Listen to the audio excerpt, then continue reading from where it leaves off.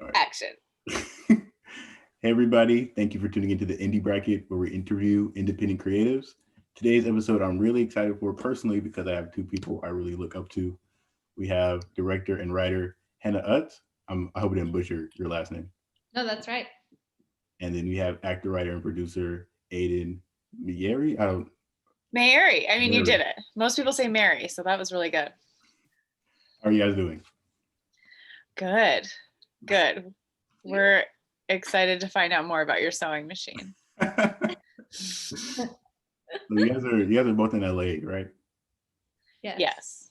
We could have been in the same room, but because of COVID, we're being responsible. Yes. I heard you guys just went back on lockdown, like totally in LA again. Did that happen today? I heard rumors that it was going to happen, but I haven't checked the news. Are we on lockdown? Yeah, we're on lockdown. It's illegal to be out past 10, Hannah. Get it together. Oh man. We're gonna go with that. It is. So basically, I'm gonna ask one of you a question, and then you're gonna ask what you think the other person would say. Okay. And then they're gonna give their answer and see if you match. See how well you two really know each other. Oh, wait. It's what we think. Because I answered what I would say About Hannah? about Hannah. Although I did on a couple of them guess what she would say. But most of them are just my opinion of her. Not like what I think she would say. Is that okay? Yeah, I fine. basically did the same thing. Yeah, There's a really funny Looney Tunes where Bunny and I think it's Daffy Duck do this, and Daffy Duck is such a narcissist. He can't get any of the questions right. That's a thing that he says all the time, like his catchphrase, like "What is it?" He just has no idea. Looney Tunes I'm gonna tell you guys more stories. That was my real fear here. So I do love Looney Tunes like so much. So okay. The first question is for Hannah. We're gonna be asking you about Ayden first. The questions. Oh. What do you think Ayden's greatest attribute in the workplace is? Okay, and so this is just what I think. We're just gonna go with that rather than what she would say about herself. Mm-hmm. I think Ayden's greatest attribute, in addition to being a fantastic actor and collaborator, I would say it's her attitude. She has a light that is contagious, and she's very good at making everyone around her feel seen and heard. Oh. That's so nice. Can I say what I thought she was gonna say? Yes, you can. Because on this one I did guess. I thought that she might say that I like people or improv, that I like to improvise. But that's kind of similar. That was a very nice compliment. All right, next question. Oh, you skipped that one. What phrase does Ayden use a lot on set? This is so fun. That's actually so right. I put like, where's crafty? Where's the food? But yeah, I do think most things are fun. I mean, this is also based on my experience with Ayden on set, when it was basically like having my best friend show up and be like, oh my God, now we get to film it? This is so fun. That is what I sounded like. Is Before You Know the only project you two worked on together? Yeah. Yeah. Yeah. Yeah. Ayden was also like, oh, it's like a real movie. It was so crazy. All these people. There were, Hannah was like Miss Fancy Director Pants. It was like bossing all these people around. I was like, girl, what are you doing? Stop laughing. I'm like, you're gonna listen to her. That's hilarious. No, but she was such a good director. She was like so present and so good. All right, so the next question is, what do you think, as any animated character, who do you think Ayden would be? This is like really obvious, but I said Jasmine, but funnier. Mm-hmm. Oh. I think Jasmine's really funny, so that's really nice. Oh, really? Yeah, you'd be even funnier than Jasmine. Oh my God. That's what I said. What did you say for yourself? I didn't put one down for me, but I had for you, or we're not doing you yet. We'll get to it. And then the next one is, if not at home, where can you find her? Oh, I said on a hike with me. I said it! I gave like 3 other options just in case, but that was my first one. What were the other ones? With Barry and his family, or on set, or riding your bike. Those are all really good. But I literally wrote on a hike with me. Isn't that how you two like decided to do the interview together? You were both went on a hike? Yes. Yeah. That's true. We're always hiking. It's very LA of us. Yeah, we don't really do that in Texas. Yeah, Texas is pretty flat, huh? You gotta start just flat hike. Just walk up a street and down a street in some hiking shoes. That's basically what the LA hikes are also. It's people in like full gear just walking on the road. Taking pictures of themselves, yeah. Okay, the next question is favorite food. For Ayden, I said snacks and sushi. Yes. I said sushi. Right. Oh my God, Hannah, you know me so well. And then 9. This was actually my favorite question. What was her first impression of Ayden? Oh, my first impression of Ayden. So you would not say this about, there's no world in which you would be like, I know what Hannah would say her first impression of me was. I have no idea. But my actual first impression of you was that you were movie star level charismatic. Like like blinding charisma, where I was just like, okay, I gotta get close to her. I gotta get I am shook right now. I felt like such a little small potato when we first met. Wait, he came in like a tropical printed onesie with jokes and like carefree laugh and all that hair. We were at a girls' dinner and everyone was very cool and I was very intimidated. I'm so glad I didn't come across that way. Yeah, you really pulled it off. I was also like, I had been crying all day and I went to that dinner, so my face was all like puffy. We have stories about that dinner. What do you think she was gonna say for her first impression? Well, so I didn't write that down, but I wrote down what I thought of her. But I don't know. Well, what I was going to mention was that Hannah was very mysterious that night, and it was like this manic pixie dream girl who at one point she was like super funny and super smart and charming and interesting. I'm like, who is this person? And then she disappears, and then she came back and she had gone to a photo booth in the restaurant. This restaurant had a photo booth and taken photos alone. And she just had like a strip of photos she took alone while she was just crying by herself because she was like going through a moment. And I was like, who is this girl? Like, she is the coolest person I've ever met. I had just like that day I had gone through a breakup with the person I had like the most codependent, unhealthy relationship with, and so I was like, I need to document this. So I was like, shit, I'm alone now, and there's power in that. Just all these sad photo booth pictures alone, crying. I had a table full of women I did not know, and was like, we can go now. What was like the premise of the dinner? How did it was? Well, my friend Courtney came over. She lived down the street and she was like, I'm going to like a dinner with a group of girls. And I didn't know any of them. And she was like, you want to come? And I was like, okay. And so I went and didn't know any of these girls. I thought you guys all knew each other. Did you not at the time, Hannah? I just knew Molly. Molly was the connector. We had a mutual friend invite both of us. Oh, okay. Yeah. But then we all ended up at a house you were house sitting. No, I lived there. Okay, really? At this beautiful house. I don't remember you living there. Yeah. And we sang Jewel songs until 5 a.m. Just like danced and sang Jewel. And none of us really knew each other that well. And it was like this really iconic night for all parties involved. But also like, okay, now we're not going to tell anyone about that, right? And then we're like, let's go online and tell everyone about it. It was an epic girls' night experience. Yeah.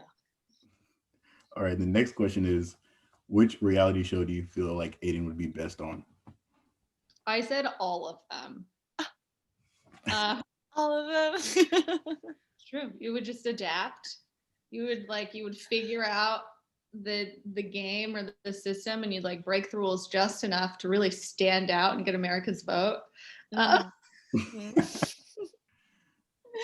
Oh, you know what I didn't write? I didn't answer that one for myself, but Shark Tank is my favorite show ever. And I'm always Shark Tank. Do you ever watch Shark Tank?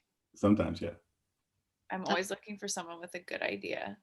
So I could be their hype woman because I don't have any good ideas. But we can go on Shark Tank together and I can help them sell their thing because I gotta get on Shark Tank. Mm-hmm. That's a good one. I didn't know that about you, so I'm really I also said you would be a good relationship coach on Love on the Spectrum. Oh, I love that show. Yeah, I'd do that. I have no idea what that show is. So great. It's on Netflix. It's about people on the spectrum dating for the first time, finding love. Australian, New Zealand? It's not an American show. It's an Australian show, yeah. Okay. And they have like dating coaches? Yes, they have like, yeah. They're kind of like therapists that are used to like behavioral. Oh, okay. You know, helping you kind of coach to understand like social dynamics and things. Oh, okay. All right. Now moving on to Ayden. So Ayden, yes. Okay. What do you think Hannah's greatest attribute in the workplace is? I said that she's incredibly present and she's really good with artists. Nice. That was pretty close to her answer because she said she thought you would say she's a good host. Yeah, she's a great host. Like Hannah's place for dinner is the spot. It's the spot, the hot spot to be. And it's like when you're directing, it's like the same vibe. She's also very calm, but that goes along with being present. She's just like there with you and like aware of everything, but never frazzled, and just is like, we're gonna try this. Okay, we'll try that. Let's do it. I love it. It's the best. What's a phrase Hannah uses a lot on set? So I said nothing specific comes to mind on that one because I just like action, you know? Like she's like action. Like a director would. I like don't really say action very often. That's true. That's true. I'm usually like, it's usually like, okay, and let's go again. Okay, and let's go again. Yeah, that's gotta be your catchphrase. Action is so aggressive. Like it is. Just someone yelling like action. I'm feeling really great and creative. Let me fucking ruin it for you. That's so true. She's a screaming person. Oh, are you relaxed? You shouldn't be. Oh, are you relaxed? You shouldn't be. There you go. Catchphrase. What Hannah said she thought you would say, it was actually like another kind of like typical director phrase. She's like, that was amazing. Let's reset. Oh, yeah. She's very supportive. She's very like, lets you be you as an artist and is like, how can I make that come to life? Instead of like some directors try to like fit a square peg in a round hole and they're like, say it this way. And it's like, well, now you're just losing the essence of what the artist wanted to do. But Hannah's, she gets artist because she is one. Hannah's a little pushover. No, she's not. You're actually very like weirdly assertive with it, never feeling, it always feels like so loving, but you're like, you know what you want to do. She's very decisive. It's something I'm very envious of. She like has a vision and she knows what she wants. Did you know that's what this would be? Just us being like, I love you too. Poor Jeremiah. You're fine. You're fine. You're fine. This is actually like more of these answers. They're more similar than I thought they would be. I know. I'm surprised how much we really do know. So if Hannah was any animated character, who would you be? Well, so I was like, at first I was like Sailor Moon, but then I was like, no. So like, what did I write? I wrote a whimsical French anime dream girl. Oh my God. What about like Kiki is set in Portugal? That's what I was thinking of, some like whimsical. That must be what it was. I couldn't remember any names. That's my model. Your essence. Kiki's Delivery Service. Kiki from Kiki's Delivery Service. Yes. But Dot from A Bug's Life is the person, the celebrity I most often compared to. Dot from A Bug's Life. Dot.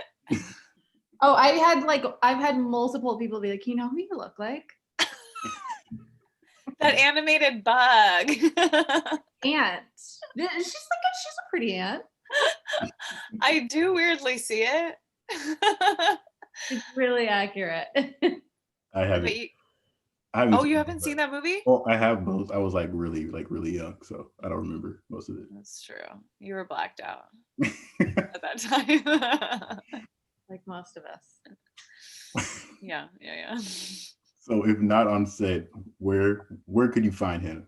On a hike with me. That's what I wrote. And she said on a hike or buying groceries. It's really good stuff. Hannah, but Hannah goes to the market. Like, she's so French. She'll be like, I'm just gonna pick up a baguette and some vegetables from the market. Like, she doesn't like go grocery shopping like the rest of us. Not true, but I love that you think that. You go to the local bodega and pick out a few like cheeses or something. Like those small. I have to go by a Ralph's or a Vaughn's. What was your first impression of Hannah? Oh, I said she was a mysterious silly Billy. Oh. That you were very silly and engaging and fun and charming. I should have wrote charming, mysterious, silly, but I was Ayden, which is it? But I just like couldn't figure her out. Like what I was saying, it was just like, who is this magical dream girl?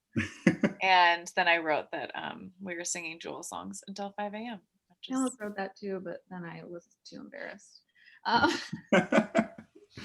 Well, cat's out of the bag. I mean, Hannah did also put fun on hers, but she said she thought it would be a very sad girl. As she mentioned, she was crying the night before. Well, it's so funny because you didn't come across as sad at all until you showed me those photos. And I was like, oh my God, are you okay? And you were like, I'm going through a breakup. And I was like, whoa.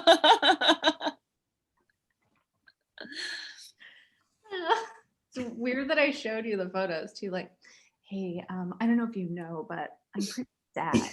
No, it wasn't like that. You just disappeared and we could not find you. And then when you emerged, we were like, where were you? And you're like, I went to the photo booth by myself. Such a cry for help. Stupid cry for help. Cry for help, yeah. It's true. All right. What game show do you think Hannah would do best on? I said America's Next Top Model, those eyes. Ayden. She's over the top. She's hyperbolic. I mean, she's hysterical. No, crazy. Cut her off.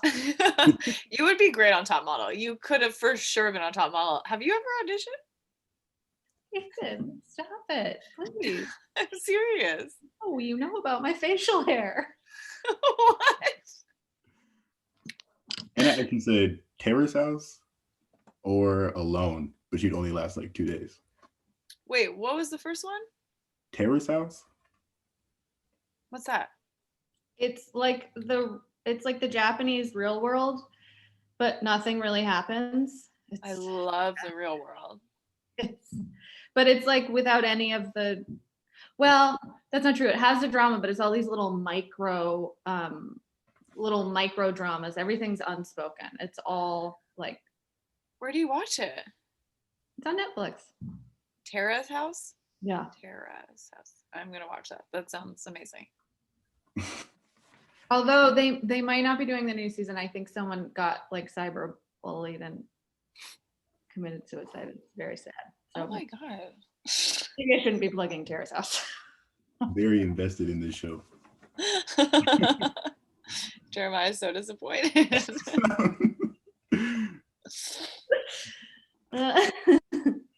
All right, so that was the end of the game. So okay, wait. Can I also just say, just to add, that if we were to make a movie together, that it would be Thelma and Louise.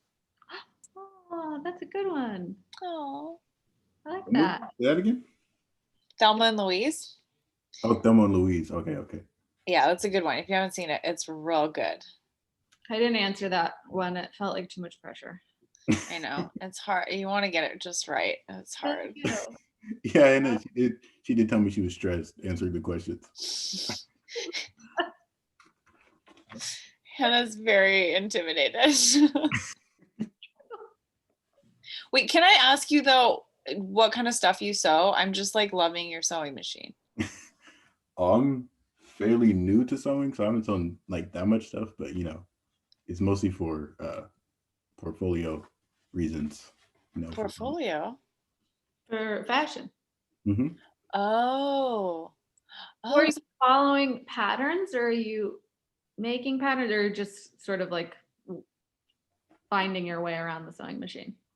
Kind of just finding my way around right now. Is that what you want to study? Yeah. Fashion Cool. design. And film. Yeah. Do both. Fashion design and film? Hell yeah, that's cool. Thank you. What's your dream city to be in for fashion? Or would you not want to be in a city? I think either Geneva or Paris. Oh, can we come, please? Whoa. Do you need an assistant? We will be your assistant someday, for sure. I'll stay in contact. I'll make sure to stay in contact. Oh, and I'm a model. I could have been America's Next Top Model, but I don't know if you've heard. Design clothes for Hannah, and I'll provide snacks, and we can all work together.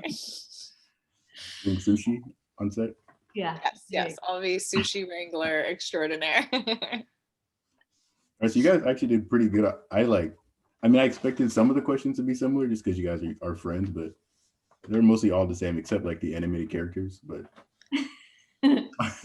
thank you. That's very sweet. I'm glad that I didn't pull a Daffy Duck. It's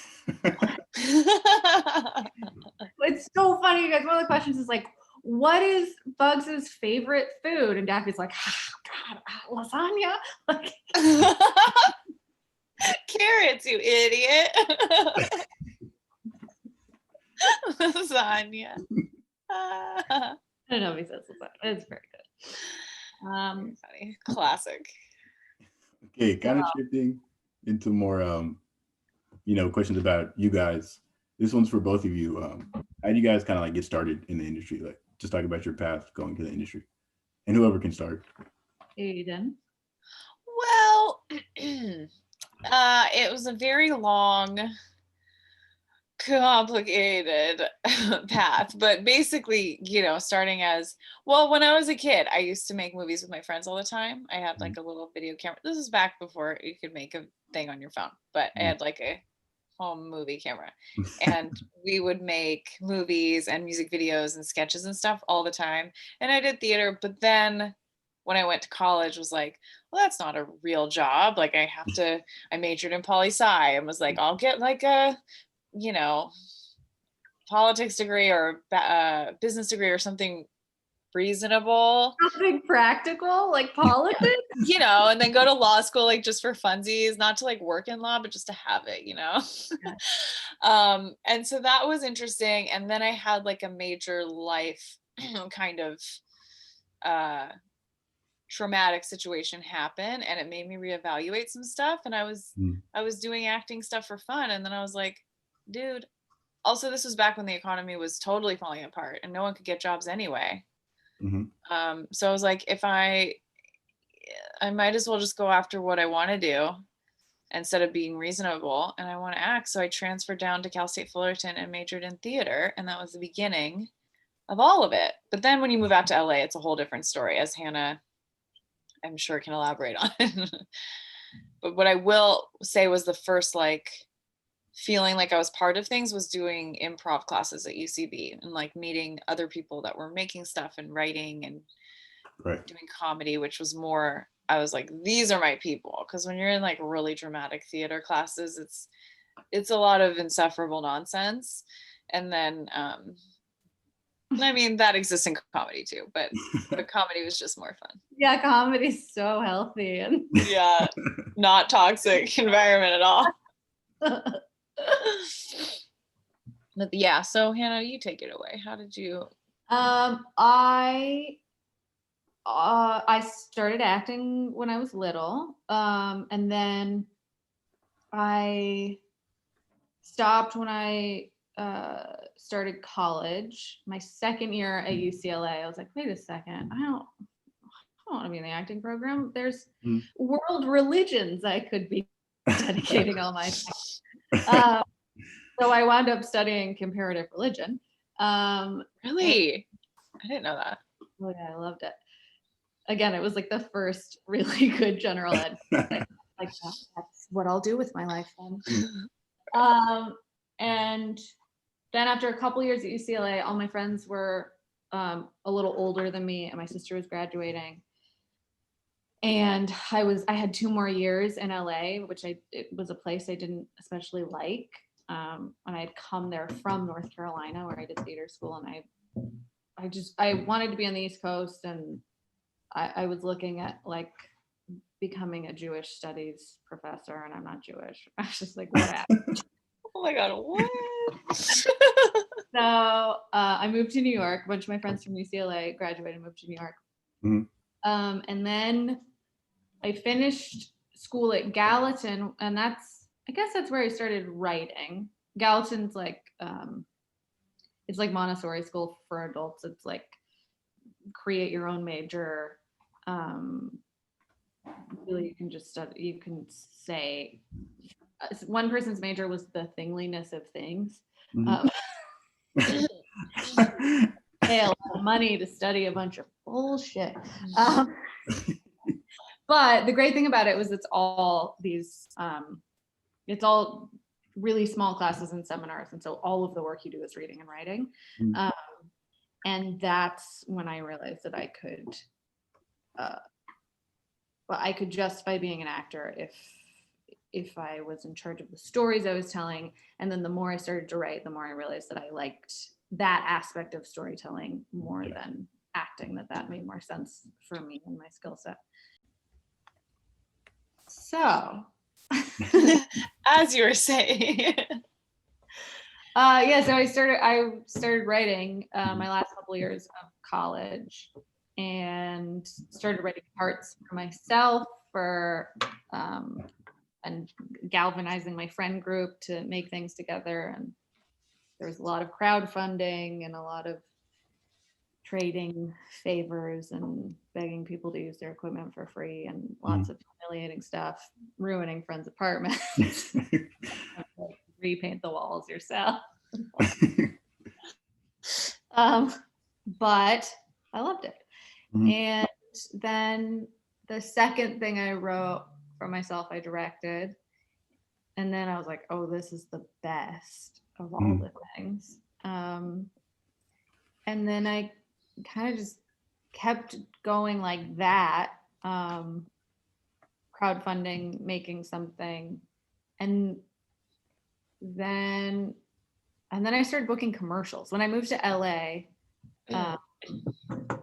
after just like the balance you have to strike of making money and then having enough money to put into the things that you're making so that you can actually get jobs that make you money. Right. It's just really complicated. Yeah. And commercials were the first thing that allowed me a little bit of financial freedom. So every time I booked a commercial, I would put a couple grand of whatever I made into a short film. That was basically like a study of some thing I hadn't done yet. Like this one, I want to learn how to work with an ensemble. This one, I want to use Zoom lenses, you know, and just like kind of tried to build out some skills. And then while that was happening, Jen and I were working on the script for Before You Know It. And that took forever to make, but in the meantime, there were just all these like steps along the way. We were like, we should have something that we're both in. Right. You're coming to town. Let's shoot a short film in my apartment. And then that wound up going to Sundance. And then off of that, I did not direct that though. Just I want credit for that. And then that's how we met the Sundance people, which was the first step in being introduced to the Sundance Labs. And then off of that series, we were like, "Ooh, we like acting together. This works, and we want to keep exploring this dynamic." So we made Disengaged for Super Deluxe, which doesn't exist anymore. And then once we had Disengaged, we could kind of use that as a sample of the two of us together doing what we were proposing to do in Before You Know It. And then we got into the labs, and it sort of all culminated at the right time for us to be like, we want to make this movie. Please believe that we can and give us your money. Hannah's so scrappy. We were so very scrappy for very long. And our friend Mallory produced Before You Know It, and she was a huge part of getting the movie actually all of our producers were a big part of getting it made. But we collected them over the years of trying to convince people that we could make the movie. So speaking of like writing scripts, when you're writing, do you think you have like key points you want to focus on in like most of the scripts you write, or do you have like general themes you focus on when you write scripts? I tend to be very interested in codependency for no particular reason. So random. And I'm very interested in responsibility, the theme of responsibility in relationships, what the responsibility is you have to yourself versus others.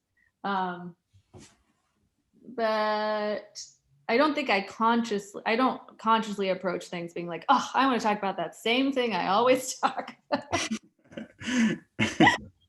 But it winds up working its way in there. Those are two through lines of my work, I think.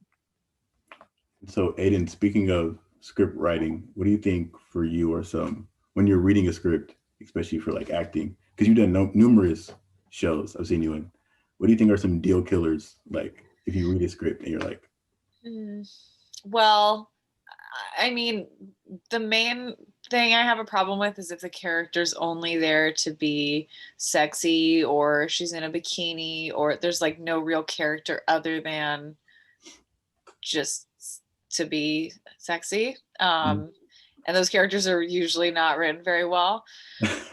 So I'm usually like, no, like anytime it's like bikini girl, it's just like, no.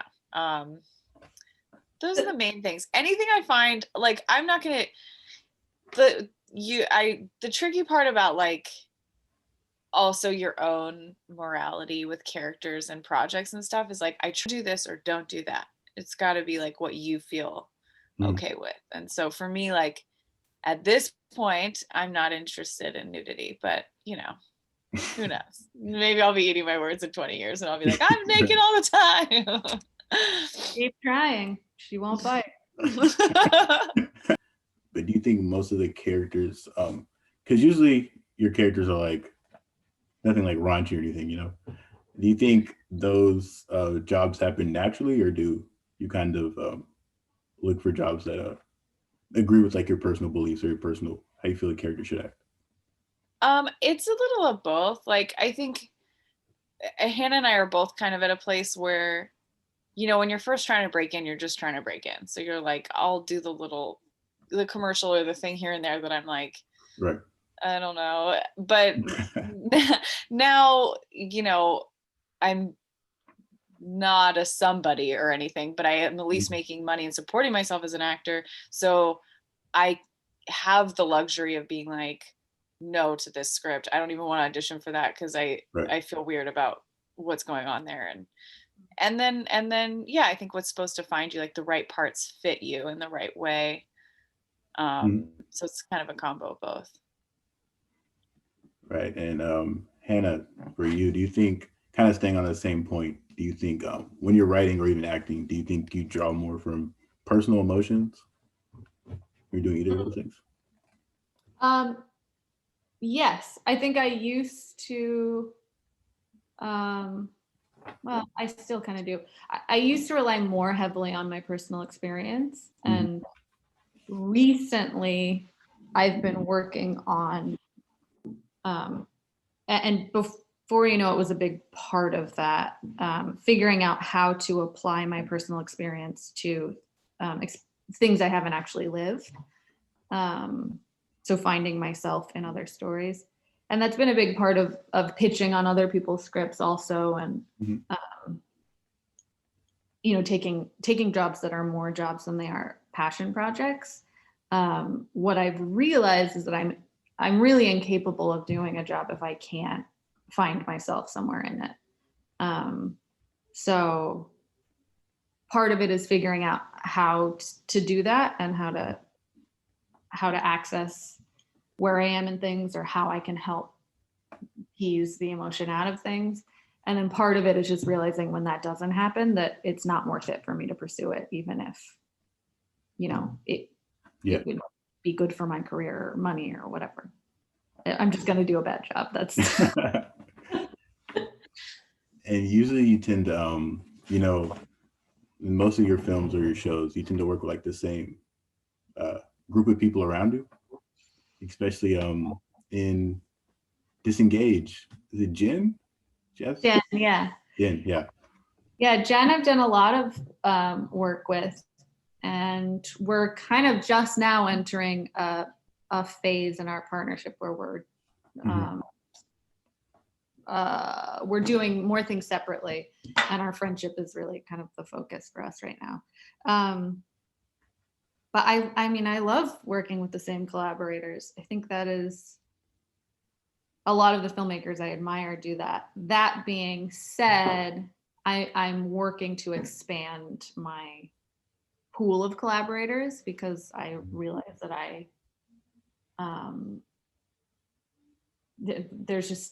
there are perspectives out there that I haven't had I haven't gotten to work with yet. And I feel like the more diversity of perspective you have on something, the stronger your project is, and the more people you can reach, and just the more life it has. Right. So taking some people with me and trying to grow the creative community. Yeah. And Ayden, do you feel, kind of thinking about multiple perspectives, do you think when you're acting, do you draw from different perspective you had, like just growing up? Yeah, I think I guess there's different camps of actors. I think when I first started, you read so many books about like the method, or like everybody having their way of tapping into things. And now like, I'm just not that fancy about it. I'm kind of like, oh, in this scene, I'm supposed to be upset about losing a job or whatever. And then I'm like, just kind of talking the way I talked when I was upset about losing this role one time, but I'm saying the lines written here. And it's just kind of like, how can I tap into that feeling that I've had before, even if it's not the same situation? And speaking of losing a job, what do you guys think is the importance of criticism / rejection in the industry? Do we think it's important? What do you think the importance is of it? Like the impact? I mean, there's a lot of rejection. It is. I remember when I first moved out here, someone was like, it takes 5 years to start a career and 10 years to have one, like moving. And I was like, yeah, but I'm going to have a career in like 2 years. So whatever. They don't know anything. And then that was exactly what happened. Right. And you just kind of have to have this delusion for the first few years that it's going to happen, and you trust, and you have a good attitude and whatever, even though people keep being like, I mean, I had an acting teacher who was like, when I was in college, before I moved down to Fullerton, and I was still a poli-sci major. But she said something like, you know, some people are just born with it and you just don't have it. And I was like, okay, cool. And there's a lot of that. A lot of people have a lot of opinions, but nobody knows better than you what you're going to do, you know? And if you're like, I'm going to do this, then whatever. Yeah, I've definitely found the no's more motivating than I probably should have. I've just been like, oh, you'll see. Oh, yeah. They won't ever care. Like anyone who's rejected me and then like, you know, notices that I've had a success or something, it's gonna be like, well, I rejected her. And I'm gonna be like, man, what was I thinking? Now I regret it. But learning to not take things personally, I mean, that's like one of the biggest things for me is, and that was a big part of moving behind the camera. When I started to cast my own things, all of a sudden I was like, oh, it really has nothing to do with the artist you're interviewing or auditioning. It really is about the team you're assembling. There's nothing personal about it. And it's rarely even about their talent or their ability to execute the job. Right. It's just about preference in that moment. Yeah, wouldn't you say it's like a lot of how you kind of imagine it as the writer or director? You're like, I imagine this person to have this vibe. Yeah. And then someone either does or they don't. Yeah, and sometimes someone will reveal something and you're like, oh my God, I didn't think of it that way, but it still hits that same like truth button that the other version did. But usually it's just what you had in your head. And then as far as criticism goes, learning to open myself up to criticism, like have people read scripts, people who intimidate me read scripts and give notes, has been a big part of my learning curve. Because for a long time I would just be like, no, thank you. That's okay. Don't tell me. But some of the harshest critics I've had have taught me the most in a like not so pleasant way, but I don't know that I would exchange what I learned for the unpleasant experience. And then with reviews, that's a whole other thing. Having made a movie, I'm now so aware of where my judgment is coming from when I watch something, and I've really tried to reframe any judgment I have as a preference, because one of my favorite teachers used to say something along the lines of like, what you can guarantee is no matter what you make and how bad it is, there's someone out there who it's for. It's always someone's favorite movie. Right. Someone. And I know it's like a very comforting thing, but there are plenty of imperfect, flawed things that I am obsessed with that have changed my life.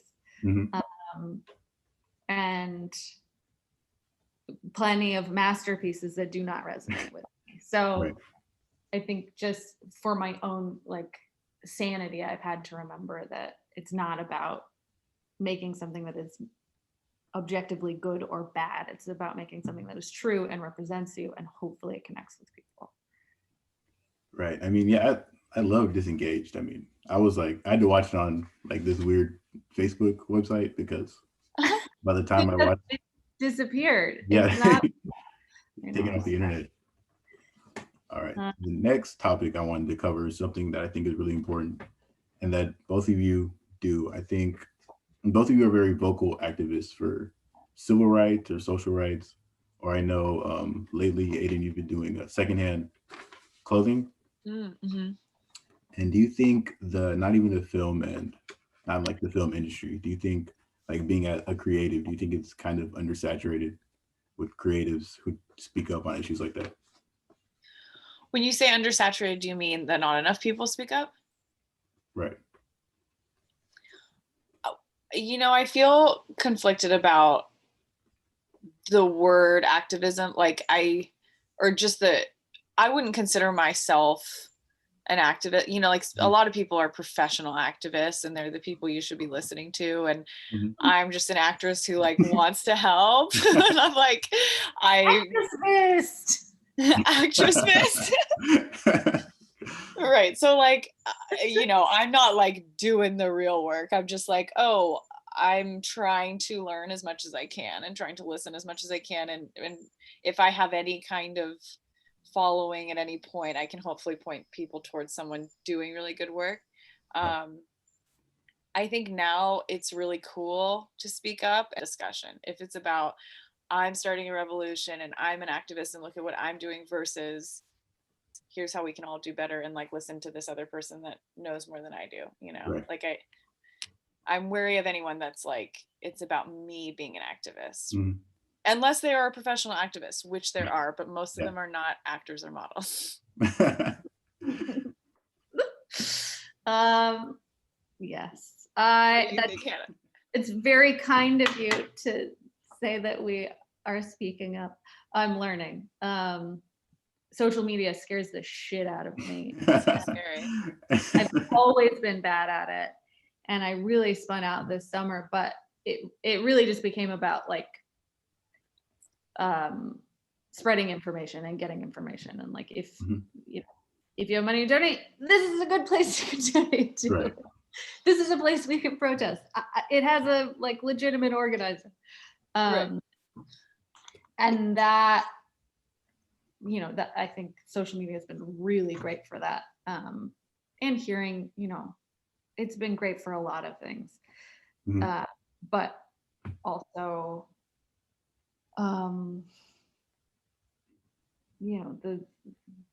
the actual work you need to do to start to shift culture is not going to happen on social media. Right.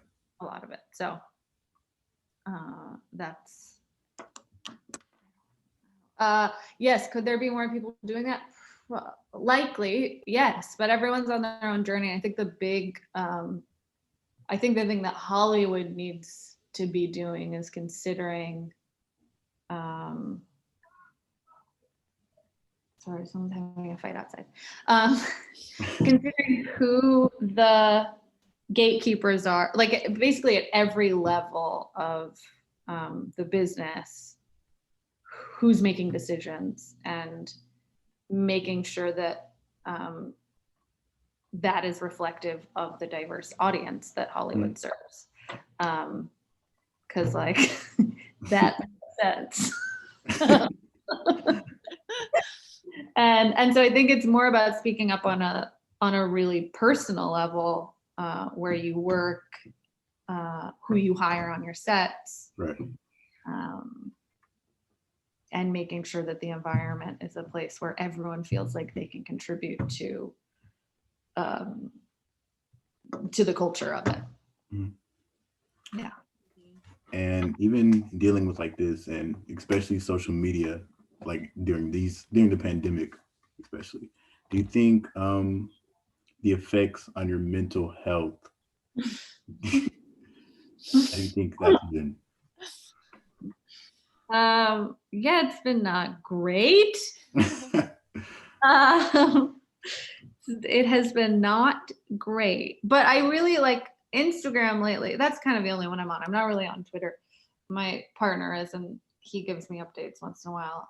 Right. And I'll look over his shoulder and be like, what's that? Who's saying that? But Instagram's kind of just been like a pretty, like a good educational tool for me lately. And I don't do a lot of doom scrolling right now because I know I can't handle it. Yeah, so it's basically like if there's an issue I want to learn about, I don't know anything about, it's easy find someone who does. But otherwise I've kind of had to be off of it. Right. Ayden? Yeah, I mean, I have a really complicated relationship with social media because I do think it's a helpful resource for sure. Like you can, Right. I've learned a lot on social media, and it's just nice to like be able to connect with people that you're not physically around, especially during the pandemic. But it does really stir up, I mean, speaking of codependency, like codependent traits in me that I'm sure it does with a lot of people, but the what do people think of me, or why wasn't I invited to that thing, or look at what everyone's doing and why am I not doing that, like that,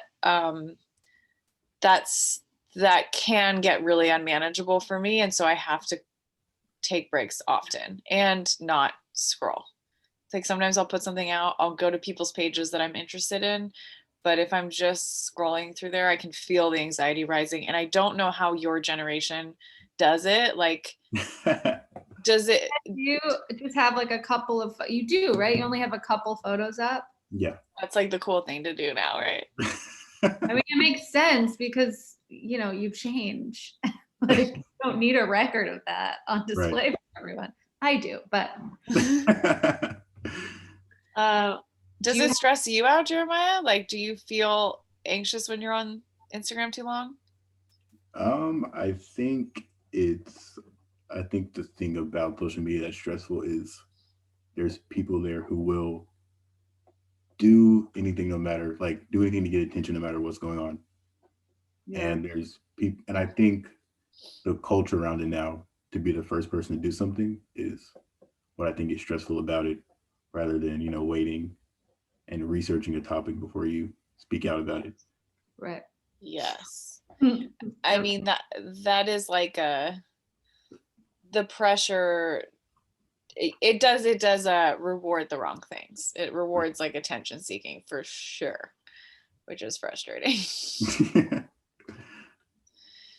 But yeah. What are you saying?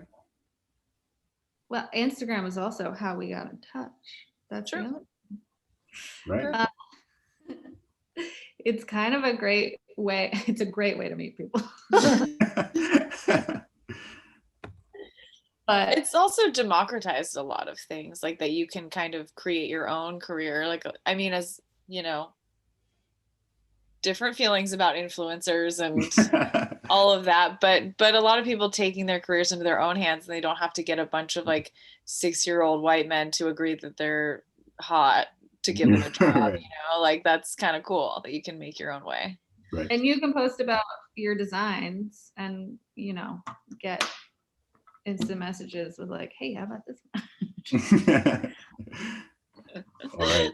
Since we're running out of time, I will end it with 2 more questions. So the second last question is, would y'all experiment in any other mediums outside of film? Ayden? No, Hannah, you go first. Hannah's got a lot of talents. I have none. So like she has many other career opportunities. I like food a lot. I would be interested in doing something in food, especially if it was with my sister. We've always had a dream of opening a little tiny restaurant, although restaurants are such a nightmare. And I'm also interested in fashion, but I think I would want to, it would be like one thing. It would be like one pant that is exactly the pant that I've worn my whole life. And I would just mass produce that pant. I wouldn't mass produce it. It would be really good fabric. The same colorway and everything, just that different, one pant. Different. She knows what works. I guess that's just what, yeah. Or, I like natural fibers a whole lot. I used to be a spinner. I used to spin yarn. And I had a very whimsical childhood. I didn't go to school, so I learned a lot of like homesteading skills. And I would like to put them to use one day, but in a cooler way. I mean, maybe I love thrifting so much. So maybe it would be something involved with thrifting. I also like talking to people a lot. My mom's a psychologist, and I used to always be like, I could maybe do that. Now I'm like, I don't know if I'd ever want to do that, but maybe. I would love to open a laundry truck too if we did our own laundry truck. Laundry truck? Yes, a truck that does laundry for people. There's an organization in LA called the Laundry Truck that's very cool, and they go to different locations, and anyone can bring their laundry and they do it for free. There's like it's a project there's like a lot of unhoused people using hotels for free right now. And then and Hannah's been volunteering at this truck, and they'll show up to the hotel and do a bunch of people's laundry. And like MacArthur Park too. They go to just like other locations. And I don't know. I like seeing I like handling people's clothes. That sounds so creepy. That's just like an organization that does good, but also happens to be about something that like I really like. I love folding clothes.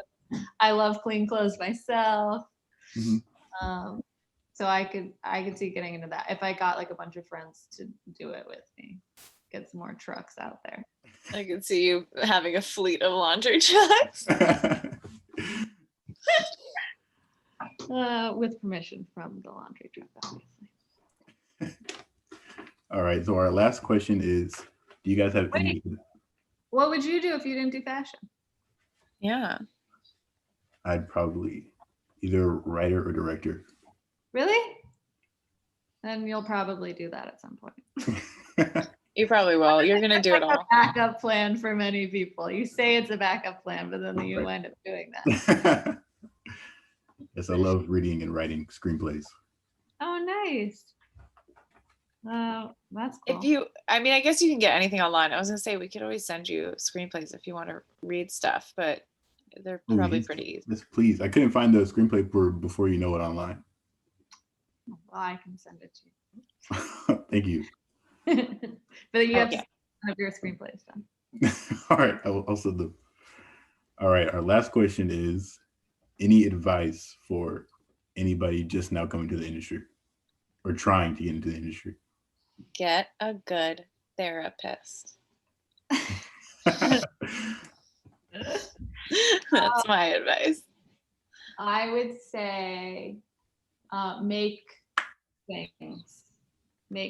Make things at all costs, even if it means shooting it on your iPhone. Like don't stop making things. There's nothing stopping you from making things. It will feel like there are a lot of things stopping you, but just mostly in your head of being like, I'm not interesting or good, blah, blah, blah. It's like, yeah, you are. Just do it. Yeah, the only way you'll get through that is by making a bunch of things that you don't like. Mm-hmm. Or maybe you will like them. And in which case you're probably a psycho. You have to make a bunch of shitty stuff and to get good at anything, you know. I think I was like very afraid of making mistakes and failing, and it's like, no, that's part of it. You like work with people you believe in. There's no reason to work with people you don't believe in unless they're offering a lot of money or fear, and then you make a quick compromise and you get out of there.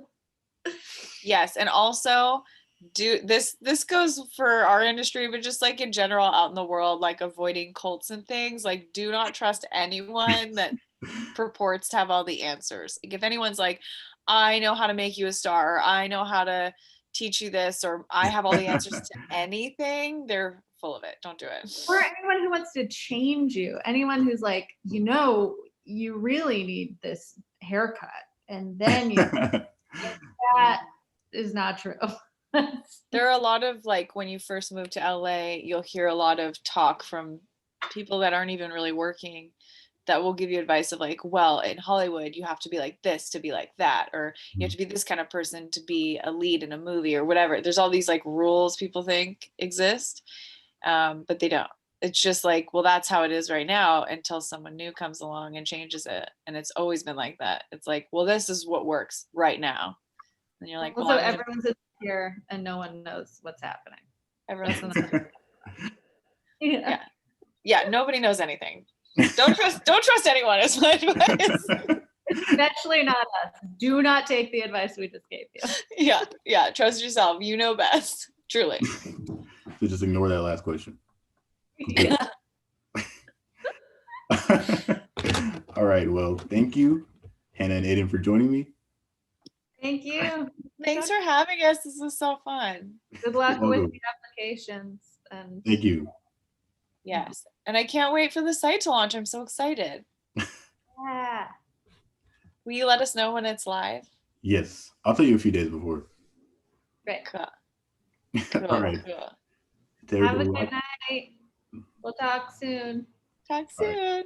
Bye. Let's have a good one. You too. Bye, Jeremiah.